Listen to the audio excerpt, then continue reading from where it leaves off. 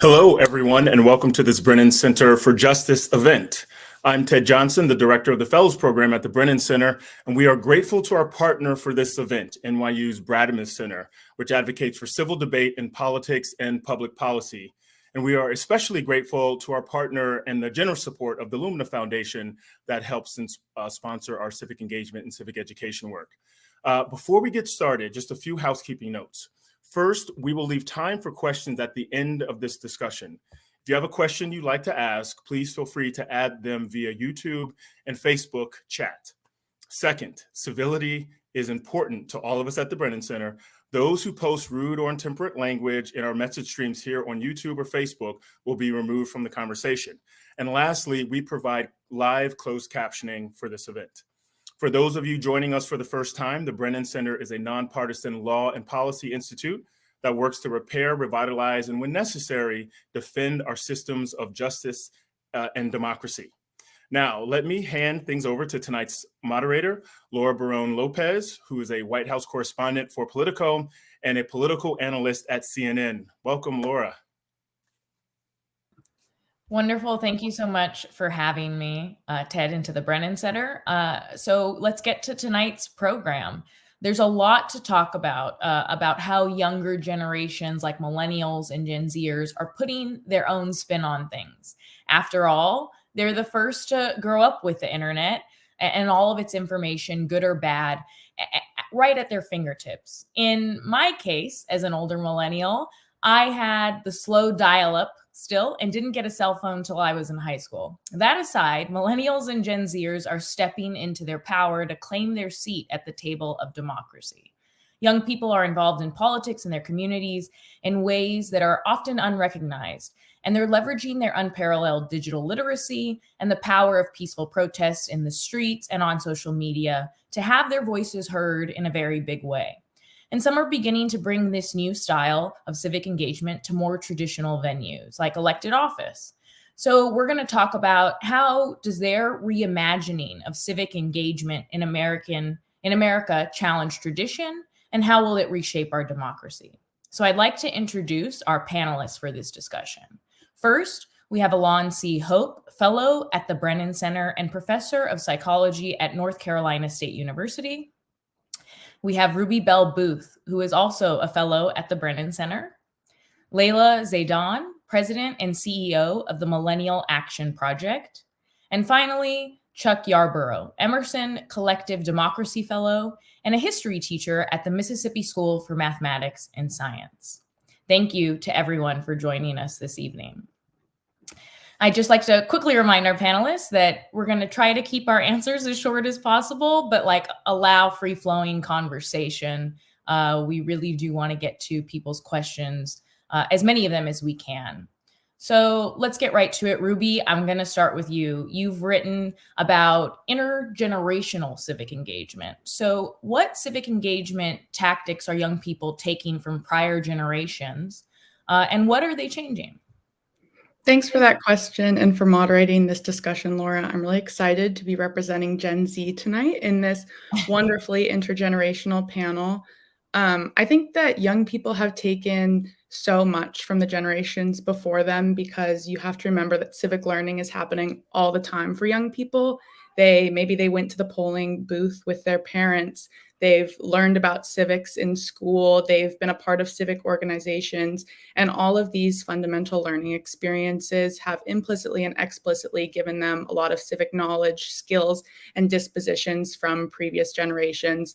So you see that a lot of young people are engaging in things like peaceful protest or boycotting goods, boycotting companies, different types of engagement that previous generations have done. And I think one of the sort of key spaces where obviously young people are pioneering is the digital space. Young people have done a lot in terms of leading civic or organizing, digital organizing online. And I think that really showed itself during the pandemic in 2020 in the face of the election and the George Floyd protests. Young people were able to really resiliently and capably just switch over to online organizing, which I think is probably why you saw such engagement around racial justice in the summer of 2020, as well as such high youth voter turnout in the 2020 election, is because young people were able to harness their really strong digital skills. I think another difference between these newer generations and older generations is a really strong desire to reimagine our political system. There's a lot of young people who do feel really disillusioned with the political system that has excluded them, especially as one of the most diverse generation. I know Gen Zers and millennials feel like the current system of electoral politics are failing in a lot of ways.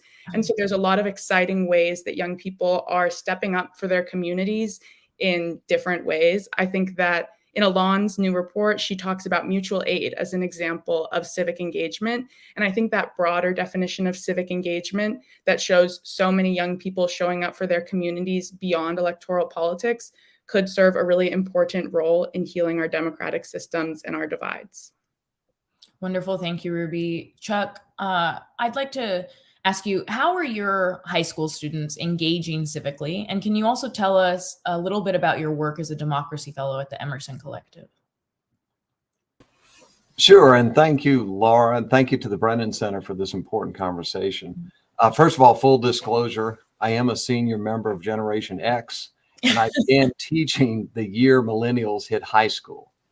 I teach at a statewide public residential magnet school for 11th and 12th graders in Mississippi. And like high schoolers across our country, my students want to make our world a better place for themselves and their families and their local communities. So typically, they're approaching civic engagement through issues that impact their communities most directly, often launching outreach projects to provide mentoring and educational programming to younger children in our state. But they're also participating in national organizations and groups. For example, a small group of my students at MSMS started the first March for Our Lives chapter in Mississippi. So they really are engaging across the local and stepping it up to the state and national level. As for the work that's recognized by the Emerson Collective, for over 20 years, I've developed projects that are challenging my students to conduct primary document research in history classes on 19th and 20th century Mississippians, and then to share their findings with our public through original dramatic performance. Essentially, my students are developing what you think of as kind of standard research, critical thinking, writing skills, but at the same time, they're developing a sense of their own voices, and they're garnering tangible evidence that they can shape their communities in impactful ways through performance. Our alums have said that projects like this have helped set them on a path toward greater involvement or engagement in their local communities, wherever they end up. So I think we're building civic engagement through the history classroom here. And I'm excited to talk a little bit about that and to think about the students I teach and their contributions in this panel. Mm-hmm. Great. Thank you so much. Definitely have a lot of questions about that, especially how they're handling their research and primary and secondary sources. But Elan, you recently published a research paper, which Ruby mentioned, on rethinking civic engagement. Can you tell us about how youth civic engagement translates into adulthood and what you found in your research? Yes, thank you, Laura. And as I'll say, I'm a millennial, a solid millennial right in the middle there. And so doing this work kind of started as a little bit of me search, but also really wanting to understand, right, not just myself, but how others in the millennial age bracket and Gen Z are thinking about involvement in their community. How am I an active participant in my life, the outcomes in my life, and the betterment of my community? And so in the report, I really talk about expanding our definition of civic engagement. So considering not just community service and electoral politics, but seemingly non-traditional ways of considering civic engagement. So mutual aid, grassroots organizing, and even having those intergroup dialogues with family and friends about tough conversations, things that move our society forward and move our collective understanding and collective well-being forward. And it's really important because all of the research shows that early civic engagement leads to lifelong participation. And so if we're having a misunderstanding or we're not fully capturing the wide variety of ways that young people are considering engagement, if we're not capturing the ground roots collective organizing, if we're not capturing the local education and mentoring collectives that youth are developing and executing, if we're not capturing all those things, we're misunderstanding and misrepresenting just how involved young people are, how much they do care, and the particular ways and the particular issues that are most important to them, and where they want to see change and where they want to see things to continue to grow, what they appreciate, what they value in their community, and the things that they want to see keep going and get better, and the things that they think need to shift and change.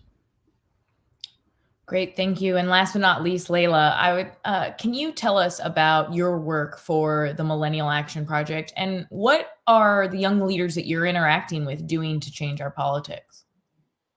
Yeah, well, thank you, Laura. And again, thank you, Ted, for having us all here for this conversation. The Millennial Action Project, and it might not surprise our viewers that I myself am a millennial.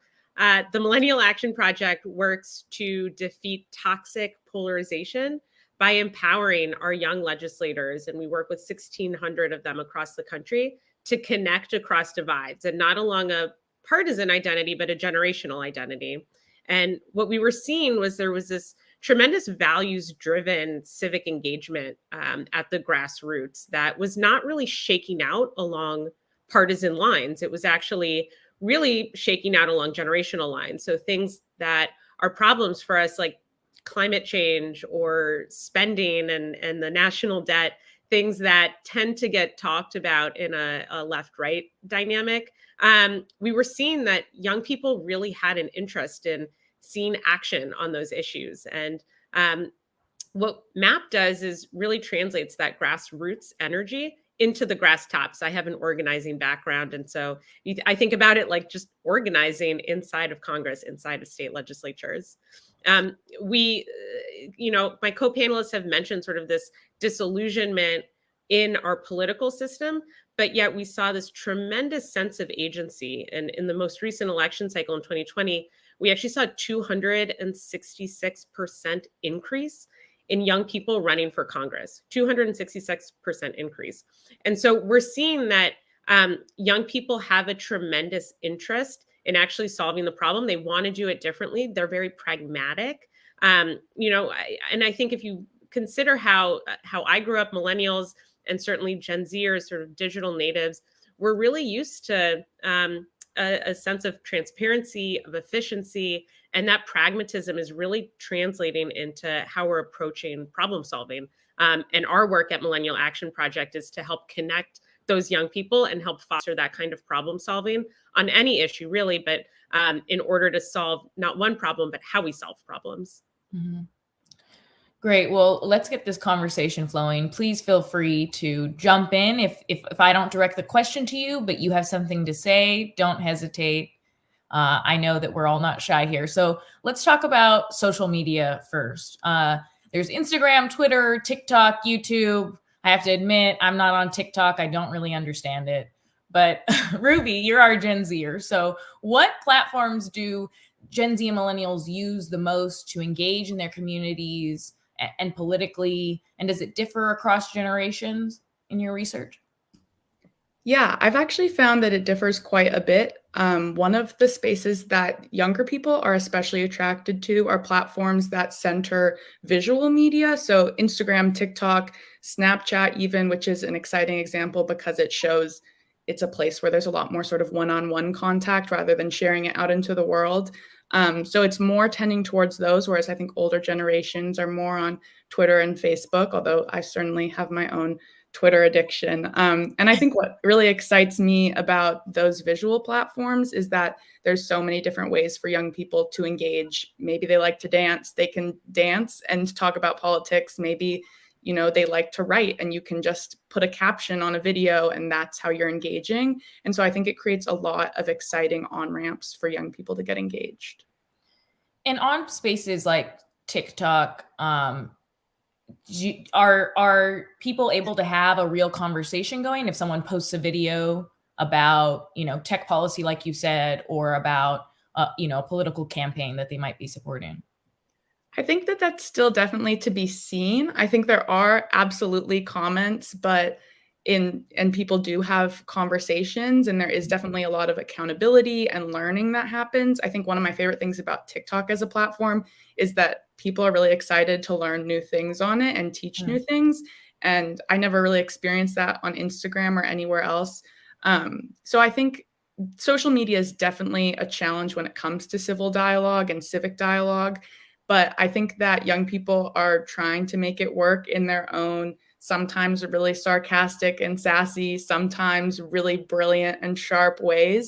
And I think young people are just sort of trying to figure out how they can have these dialogues on these platforms where they spend so much of their lives. Chuck, Elan, did you want to add something? Go ahead. Sure. I was just going to say, I'm also a millennial who was TikTok hesitant. But as I've gotten into TikTok, one of the cool things about that platform is, to me, the potential for dialogue and learning, and that you see a lot of creators who also are teaching through experience. So when you think about like disability access and you think about experiences of local and national issues, then you get to see folks how those experiences affect their actual life, not just ideologies or what you think is the understanding of their lives. And I think that has the potential to really open up a lot of doorways into really understanding not just your own experience, but how other people are experiencing the world, and having a tangible way to get involved and to learn about new topics and to take action for particular rights or issues that maybe you weren't aware of or had a misunderstanding of. So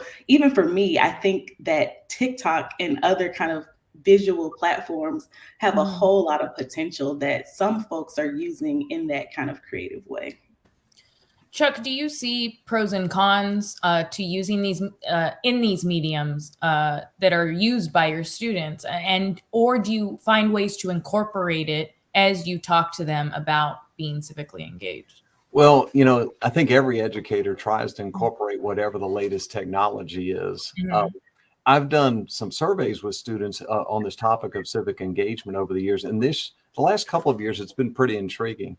The pluses for pretty much any social media platform they bring up are that they speak to the ability to reach a large number of people, to gather information from a broad range of sources, which we've just heard the other commentators say. And they feel like they have more time to enjoy kind of considering issues thoughtfully. But then the students also call out to the problem of potential virtue signaling. They point to the problem of credibility and the possibility of falsehood. And they also have expressed some frustration with what they kind of feel is non-tangible results, if that makes any sense. So it's a mixed bag from their perspective. I find universally they seem to enjoy face-to-face interaction, but of course that also could be pandemic induced because we're all desperate for face-to-face interaction, aren't we?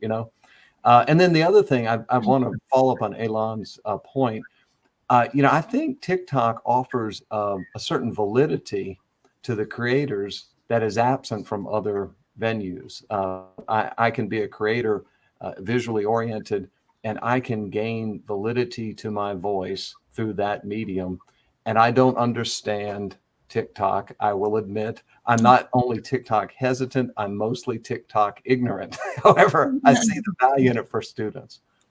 Well, just to be fair, I also don't use Facebook anymore. I know we've been bashing on TikTok a lot, but I don't use Facebook anymore. I'm starting to get off of Instagram. I'm a bit of a weird millennial on that one. But Layla, before we move on to the policy issues, which I do want to talk to you about, one big thing, which Chuck, you just hit on, is the credibility, the lack of credibility sometimes on what people encounter. There have been some, stories or articles written about that Gen Zers and millennials might be more, literate and more immune to falling for misinformation or disinformation. But there have also been instances where that's not the case. In 2020, a millennial friend of mine, she fell for the Wayfair trafficking scandal that was debunked. And there have been other instances of disinformation across the spectrum that, Gen Zers can also be susceptible to. I'm curious if in your work you've encountered that.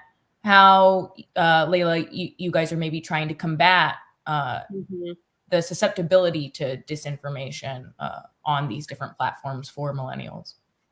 Yeah, absolutely. And you know, I would say that the kind of misinformation or disinformation that we're seeing now is so insidious, I think, because a lot of it does actually have a kernel of truth. And so it's becoming harder and harder to really identify these moments where, you know, there's something that is just, you know, so wildly untrue from something that's patently untrue, that from a little untrue to true. And so I think the answer to countering misinformation is information. And that's something that I think young elected leaders that we work with and young candidates are really benefiting from being digital natives. I think, you know, back 20 years ago, there were gatekeepers to get your message out and to share the kind of information that you wanted to reach your constituents with and voters. And today, that's no longer the case. You know, you've got a platform. If you have a TikTok account, if you have a YouTube channel, if you've got Instagram, you can build an audience. And I think that's incredibly powerful for first-time candidates, for young people who may not have the financial resources to get their message out there in other ways. And you know, I'll also say, I think that we're seeing people who are millennials or Gen Z be really creative with how to leverage technology to connect with other young people. Just today, I was talking to a candidate about them using NFTs to fundraise, right? Or using cryptocurrency. I think we see a lot more risk appetite among young people who have that sort of digital literacy. I do think the risks are still there. And the way to combat, you know, as I said, sort of misinformation is with more good information. I want to talk about, you mentioned, Layla, that climate change can be a motivating factor for millennials, Gen Zers. What are some of the other policy, you know, areas that you think are getting millennials more engaged? Is it threats to democracy? Is it student debt? Where do you see them most animated? Yeah, I think climate is certainly the most powerful and in many places and parts of the country most visible policy area that is just threatening our future. And so that across the partisan spectrum for millennials and even more so for Gen Zers, I would say climate and energy is an issue that is a rallying cry. Beyond that, you know, I graduated into the Great Recession, and for many of my peers, that set them back when it comes to building wealth, decades behind where their parents were at, you know, at this point in their life, or where they'll be in 20 years. I think the economy, jobs, and building a stable future is something that young people care a lot about. We talk about the gig economy and what the future of work looks like, both for employees, but also for young people who are creative and want to be able to start small businesses. What does that landscape look like? So I would say the economy and jobs. You know, so I joke sometimes about making like T-shirts that say millennials are people too. Like a lot of the things that older people care about, it turns out young people care about too, and jobs and the economy is one of them. I do feel like people glaze over millennials. They just skip right over us so often. Maybe as a Gen Xer, you feel that way too, Chuck. I'm not sure, but so I'll just add one more because I think it's really important. And you know, race has been a conversation certainly for decades in this country, and recently has really had a flashpoint where more and more people feel comfortable pushing their bosses, pushing their elected leaders on that issue. And we're seeing both criminal justice as a broader topic, and then race specifically and racial justice as an issue that young people are feeling a call to action because of. That brings me to my next question. Elan, you know, I was looking at the data, and nearly 3 in 4 young Asian women and young Latinas, 2/3 of young Black women, and 58% of young white women say they consider themselves part of a group that votes to express its views. Can you elaborate on how race is playing a role in who gets civically engaged? And is it different from Gen Z to millennials? Yeah, I think that, as Layla was saying, race and racial justice is a big issue, and it's a life or death issue for a lot of people. We've seen from summer 2020 with the murder of George Floyd and previous countless unnecessary lives lost to vigilante citizens and police brutality. We've seen in the pandemic with increased violence against Asian and Asian American folks, particularly women. We've seen with immigration policies and violence towards immigrants of color in particular, that this matters in a lot of people's lives and in their local community, right? Their relatives, their friends, their families. And so race matters. And we see time and time again that in particular, women of color, Black women hold down particular demographics of voting and voting blocks and voting high amounts and high numbers and high percentages, in particular, not just for their own well-being, but for the overall greater well-being of the community, even when perhaps the elected officials or party lines don't always have their best interest at heart. And so I think you see a lot of voting, not just for one's own individual interest, but for the greater good and the common good of the broader community, that there's issues that matter for them, for their family, for their children, that, including things we've talked about, the economy, including climate, including jobs. All of these things matter and are disaggregated by race, that women, and particularly women of color, tend to get the shorter end across all of these issues and tend to then vote and participate in other ways, right?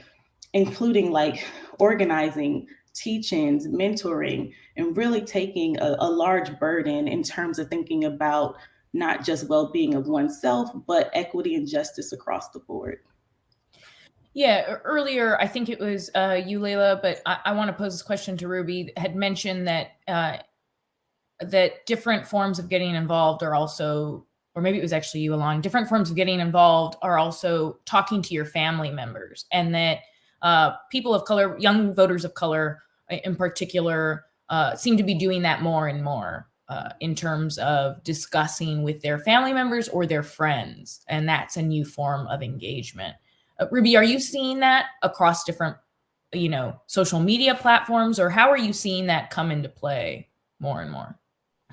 Yeah, in my research, I looked a lot at how those conversations that are happening within families are actually creating a lot of learning opportunities, not only for the young people, but also for their family members. For instance, when a young person comes home and talks about politics, it can prompt their parents to go and do more research on the issue, become more engaged, find out more about what their own beliefs are, which I think is really exciting and shows how civic learning goes both ways and is a reciprocal process, because just as much as those young people might be inspiring action from their parents, the parents might then talk about their own experiences, their own lived experiences, and inform the young people in new ways as well, which I think is really exciting. I think that just as much as that is happening, it's also happening between peers, which I think is incredibly important, because it is helping to show that there's a culture around civic engagement, and that it's cool to be talking about political and social issues, which it absolutely is. And I think that that's a really important element to get more young people engaged. You see that there's a lot of young people who report that they don't post on social media about political and social issues because they don't feel like they're informed enough, or they're scared about what their friends might think if they do so. And so having more of these conversations, even whether it's in families, whether it's between peers, is one way to sort of help get more people involved and get rid of some of those social emotional barriers that are preventing people from speaking their mind on issues. One thing that I would think would maybe prevent also young people from engaging is, these culture wars that are raging across the country, which is that primarily driven in Republican-led states. And they're very focused on young people. Right now, I guess that would be more Gen Z, because it's primary school kids who will pretty soon, if they're your students, Chuck, they're going to be able to be a voting age. One of the things that I want to ask you is that a number of states are moving to ban books about race, In Texas last year, an administrator advised teachers that if they have a book about the Holocaust in their classroom, they should also offer students a book of an opposing perspective. The Holocaust. We're talking about genocide of Jewish people. So, Chuck, is that impacting the way, is it making your students less likely to want to engage on these subjects or feeling as though they're missing out? I know your class may be a very different situation than what's happening across the country, but are you concerned about that? Well, interestingly, my students are concerned for me. They're worried that I might somehow, or teachers like me might be challenged by challenging the students to be critical thinkers. Our students are engaging primary documents, and then they're empowered to tell the story that they're interpreting from those documents. Often that is challenging what is kind of a traditional narrative historically, but it's the narrative my students are uncovering is really a more complete history. One of the challenges historically, and this does speak to some of the intimidation that exists for young people to maybe not feel confident. And by the way, this is true of older people as well, to engage in conversations that are centered around history is an incomplete understanding of our story as a people and as a nation. So our students are trying to get a more complete understanding of history, recognizing, and they recognize before they come in my classroom that what is often projected and has been projected is simply not the full story. I think earlier Elan mentioned gatekeepers, or maybe it was Layla. And I think historically we've not had gatekeepers, we've had wall builders who have literally built walls to try and hide part of our story as a nation. And young people know that. So we're just letting them read the primary documents and uncover that story for themselves. They find it empowering, share that with the public, share that with their family members, which is what Ruby's research is suggesting. And that is the beginning of a level of civic engagement that to be quite frank, I'm kind of envious that my students have the opportunity to engage in. Similarly in Florida, actually, this just happened, I believe, this week. The Senate there, it's headed to the governor's desk. They passed a bill this week that would prohibit classroom discussion around sexual orientation or gender identity in the state's primary schools. It's being called the Don't Say Gay bill. Elan, can you talk about, the impact that could have on civic engagement, whether it's motivating to millennials, Gen Zers, as they see this occurring across the country? Yeah, I just saw this on the news where the students and youth were filling not the courthouse, the legislative building, right? They were packed in with their signs saying, we don't agree with this. This is not how we want to be taught. We don't want this as part of our education. So I think in response to some of the legislative goals that we see across our nation, the youth themselves are saying, wait a minute, you're trying to make decisions about our lives and we have a say, we have thoughts, we have opinions, and we don't want to be educated in that particular way. We want a well-rounded education that, as Chuck was saying, right, doesn't build walls around some of our history in our country or certain groups in our country, but actually allows us to understand and learn for ourselves what are the realities of how our country was built and how our country is maintained. And so I think in response to these types of legislative issues, the young people are stepping up to the plate and saying, wait a minute, don't make decisions about us without us, right? We want and have a voice and we want to be heard and we have the agency and we're going to let you know how we feel about these decisions. We've seen it with the book bans as well, where young people have been gathering together and passing out books that are on the list. They're, seeking out ways to get the information. It's almost potentially having a reverse effect in some places where you say, oh, I shouldn't read that book. Perhaps maybe now I will read that book that you don't want me to read so badly. We're going to be getting to the Q&A pretty soon, so please start submitting your questions for this great panel. But before we get to that, I have another question about this, which is that students in Rhode Island sued the state for not providing adequate civic education, something that they think should be a constitutional right. Layla, what reforms do you think are necessary to encourage civic engagement and better prepare these younger generations for lifelong civic learning? Mhm. So much of it is cultural, I think. Ruby was talking about how do we make it cool to talk about politics, to engage your family and friends.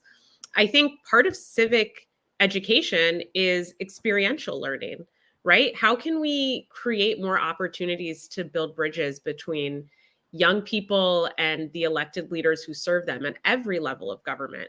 Are there opportunities to make sure that they can engage in public hearings or shadow programs, internships? I think that removing the barrier and demystifying the process can really inspire people to get engaged in the process, to increase their civic engagement. AOC, right, when she was first elected, she used Instagram Live to just showcase what her day was like and what was happening. I think those kinds of opportunities, whether they're through digital media or through sort of in-person experiences, are the types of experiential learnings that can better prepare younger people to really sort of build the muscle memory of lifelong civic engagement. That's great. I think we're going to start taking a few of the audience questions now. So that your answer, Layla, actually segues great to one of the first questions from the audience, which is, how can political parties do a better job of making room for new generations? I want to add to that, is that through using political parties, campaign arms, using more social media, which we don't see, Nancy Pelosi on YouTube, and we don't see a lot of the older politicians using that. Ruby, would you like to answer that? Yeah, I think I'm definitely pro social media in a lot of ways, but I think there is some truth to what Chuck was saying earlier, that it's not, going to magically get everyone engaged, and young people want face-to-face action and activity just as much. So I would first push back against a bit on that idea that social media is, the one key to everything. I think in terms of how can political parties do a better job of making room for new generations, I think it's so important to really do a lot of intentional outreach to young people to get them to run for office.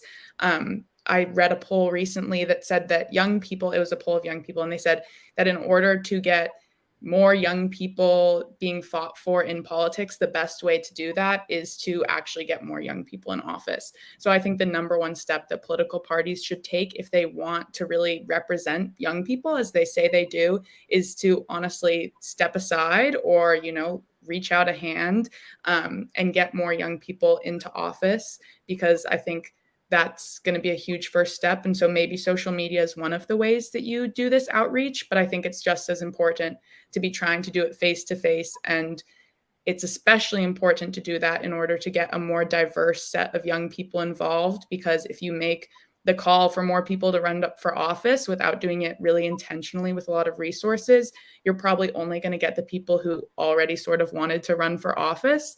So it's really important to try to inspire those people and those groups who historically, haven't thought that running for office was something they could do because they didn't see themselves represented in the state house, in their local government, or, in our Congress. Second question from the audience. Can I add to that?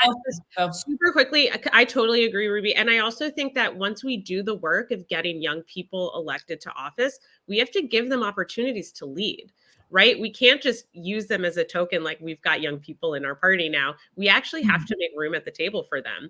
And that means all sorts of things in terms of giving them leadership opportunities and all of the ways that any young person wants career and professional development in any job that they take. The same is true of elected leaders. And so I just think, not taking anybody for granted, doing the work of getting young people elected to office, and then actually giving them that space to thrive and to demonstrate their leadership potential.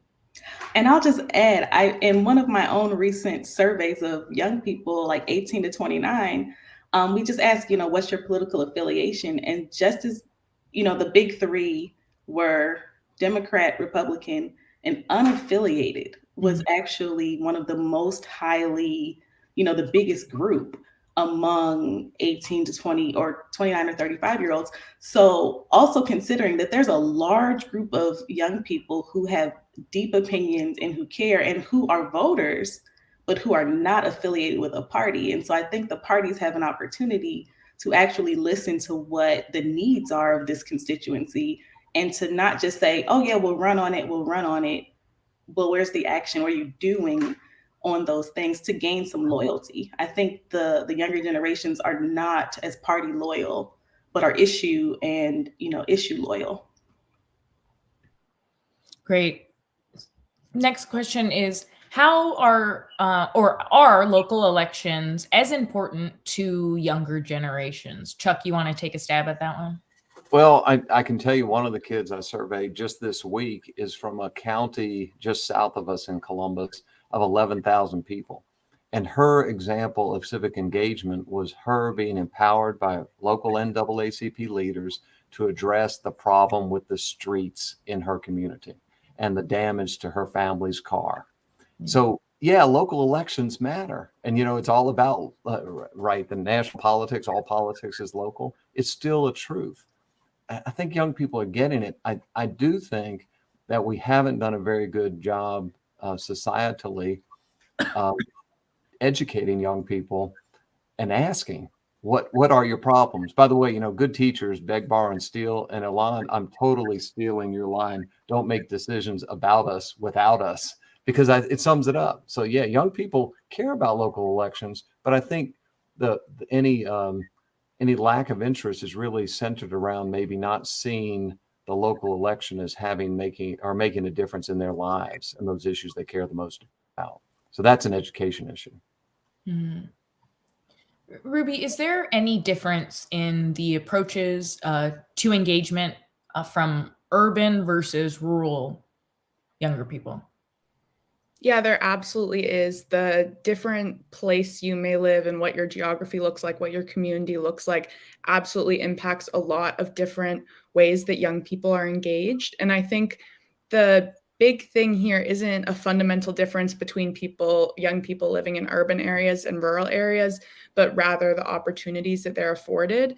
And if you think about access to broadband, access to different kinds of opportunities that may not happen in rural communities, but do happen for urban young people, it really shifts the way that you're able to be civically engaged. And I think it speaks to the need for a whole host of stakeholders, adult stakeholders, to step up and making sure that there's equitable opportunities for civic learning and civic engagement, regardless of where you live, because I think that we can't just assume that young people in certain areas are doing certain things because of where they live. I mean, it's true, but it has to do with the resources they have and the opportunities they're given.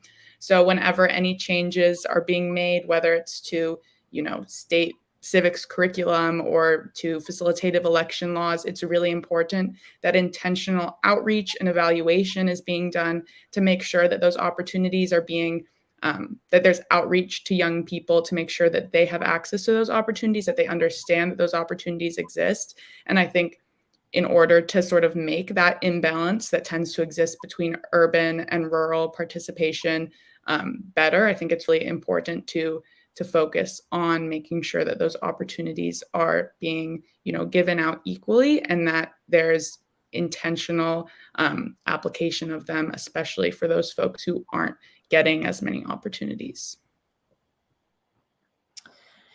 An audience member asks, we've talked a lot about social media, but they're asking, what about information that is too complex for a brief TikTok? So, the nuance that a print article is able to give. But when I spoke to some Gen Zers recently, they said that they don't read any of their news and that they get it from YouTube. And so the news outlet that they mentioned the most actually was Vice News, because Vice is on YouTube a lot. Elan, Layla, if one of you want to take a stab at this, let me know. But I mean, how do you think you can reach younger people when the information is too complex for, a 3-second bullet point? I mean, I think you can make the argument about, they tell you how long it'll take you to read the article, right? This article will take you 3 minutes to read. Mm. So I think that social media also just offers an entry point, right? Like it offers an entryway to talk about these complicated issues. Mm. And I've seen, a lot of back and forth in the comments. I've seen folks who can take one idea and expand it. I mean, TikTok just came out with a 10-minute long video. I don't know who's going to use it or watch it, but we'll see. I just think there's a lot that can be said quickly, and I don't necessarily know if length always is helpful for complicated matters as well. Sometimes when someone is really good and gets it down to a few sentences and a few strong points, it can convey a lot. So I don't think any medium is perfect for complicated issues, but it's one way. Yeah. I would also just second that and add to it that if we're giving up on using those mediums as an entry point, then people who might not have the full picture or who are using TikTok or, other social media platforms to present a slightly untrue version of the picture are not going to have this sort of good information to balance it out. And so if all you're seeing when you get onto TikTok is sort of the wrong story, then we've kind of already lost the battle. And so I do think I agree with Elon. It's an entry point. I think you can probably figure out how to sort of pique somebody's interest at least, and make sure that we're not totally staying silent on a story that potentially needs to be shared. I wanted to follow up. Oh, go ahead. If I could just quickly add, I've done a lot of research about young people's attitudes towards traditional media, and overwhelmingly, not overwhelmingly, but the data does show that young people don't feel like traditional news sources actually give enough context. And the articles sometimes just launch into it. They're talking about inflation. They're not necessarily describing what inflation is, why it matters, what the history of it is. And young people don't like how there's not really an opportunity for follow-up. They will encounter an article and then they can't really follow the story. I think that on social media, TikTok in particular, young people are creating the news ecosystem that they don't actually see reflected in traditional media. So on TikTok, someone can ask for context, and then there's a link from their comment to a video that someone made describing the situation in greater depth. And I feel like there's this opportunity for deeper learning that young people are sort of creating on TikTok that's actually a response to what they see as the failings of traditional media. That's so interesting. I feel as though us journalists could maybe learn a few things from your research, Ruby, in terms of how to keep people, engaged and coming to what I would argue are very reputable news sources, right? And people, we've been trained to have this job, and I've done this for years. And so that brings me to my next question, which maybe Chuck, you can engage on. Trust, right? I mean, Ruby, you mentioned that someone will watch a video, they have a question, they go to the link that's offered to them, but how do they know that that's a credible source that they're going to? And how can, I guess, whether it's the press or people in elected office, rebuild trust that clearly has been lost amongst younger people? Yeah, well, I think, first of all, critical thinking is key to what you're asking. And Ruby's point is really pretty wonderful. The fact is that at least in my assessment, every social media platform offers an opportunity for interaction. And Elan said that TikTok is an entree to bigger topics and deeper issues, and it absolutely is. So is Twitter or Facebook or whatever young people are using. The piece that is frustrating in my experience with my students when they watch traditional media sources is they feel like they're getting maybe a reputable, trustworthy interpretation or analysis as well as the facts, but they don't have an opportunity to ask more questions. They don't have the opportunity to engage. We make that happen in a classroom environment, but that's the benefit of social media. So, the answer to misinformation is to ask more questions, to challenge the veracity of whatever information is being shared. And I think that's happening with young people. It's happening. I'm afraid the folks who have failed in asking those questions are people who more my age and older, the senior members of Generation X and older are guilty of not asking the question. And another one for you, Chuck, actually. Are there any thoughts that you have for our viewers on how to inspire high schoolers specifically? This is from a teacher. Yeah, I think the answer to that question is really to find out what they're interested in pursuing. Within a U.S. government class curriculum, there are thousands and thousands of issues that a young person can bring up and ask questions about, and then develop a personalized curriculum for them. Ultimately, we all want to shape our world in positive ways. Young people want to do it. Old people want to do it. Middle-aged people want to do that. And if you as a teacher can challenge kids to ask the question, what do you want to change and how can we change it? Then you're going to have an engaged young person. End of story, in my experience. Ruby, or Layla, whoever would like to jump in on this one, are you finding that younger generations are also interested in corporate governance?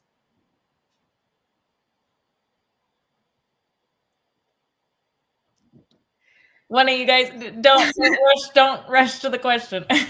I'll take a stab at it, because I think what we've been talking about earlier is it holds true across industries, right? Which is that young people feel a strong sense of purpose, and they expect that the people and organizations and elected leaders that they engage with likewise sort of exhibit a strong sense of purpose. And so we're seeing, we're seeing young people hold companies accountable for decision making, certainly, as well as I think in certain cases, sort of their governance and who sits in the boardroom.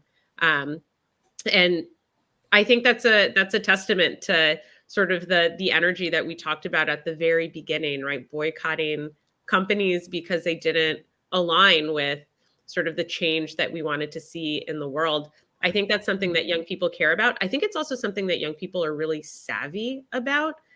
We saw the students behind the March for Our Lives protests be really effective at leveraging this. So yeah, I would say it's something that I've seen among young people, something that they do well, and something that certainly puts corporate and older folks on notice.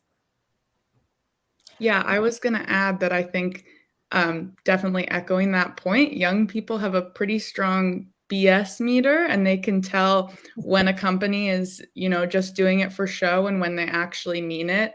And they won't be afraid, in TikTok comments on Twitter to let them know that they can see right through it. I don't know if anybody saw the bot on Twitter yesterday or 2 days ago on International Women's Day. That was every time a company tweeted something about International Women's Day, the bot quote tweeted it with the pay gap that company had. I don't know who made it. I have a feeling that they were probably a millennial or Gen Z, but I think it's that kind of really savvy, as you were saying, smart approach to calling out companies when they're not necessarily backing their words with actions. Wow, that's impressive. I was gonna mention that bot because I saw it and I just was floored. It was amazing. Every single time it was International Women's Day by a company, and those gaps were tremendous. That's some impressive civic engagement there. And also it goes back to what we were talking about earlier, right? About new ways of engaging that are at people's fingertips. Before I get to our last question, I do want to ask you, look, I didn't ask earlier about the 2022 midterms are right around the corner.